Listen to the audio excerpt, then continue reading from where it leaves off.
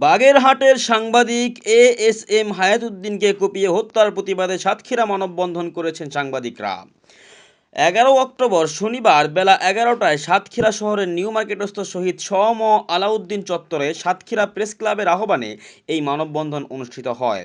বক্তারা বলেন, রাষ্ট্র সাংবাদিকদের নিরাপত্তা দিতে ব্যর্থ হওয়ায় সারা দেশে একের পর এক সাংবাদিক নির্যাতন ও হত্যাকাণ্ডের ঘটনা ঘটছে। এভাবে একটি দেশ চলতে পারে না।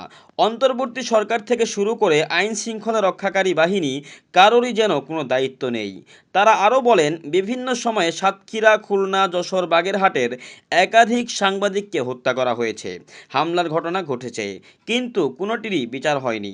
বক্তারা সাংবাদিক এএসএম হায়াতুদ্দিনের খুনিদের দৃষ্টান্তমূলক শাস্তি ও সাংবাদিকদের নিরাপত্তা নিশ্চিতের দাবি জানান। আবু বকর সিদ্দিক, ডিএন বাংলা, নবাবগঞ্জ, ঢাকা। শেষ করার দাবি জানাচ্ছি। আমরা দাবি অনুরোধ জানাচ্ছি সাতক্ষীরা প্রেস ক্লাবের সভাপতি এবং আজকের মানববন্ধনের সভাপতি। সারা দেশে আইন শৃঙ্খলা পরিস্থিতি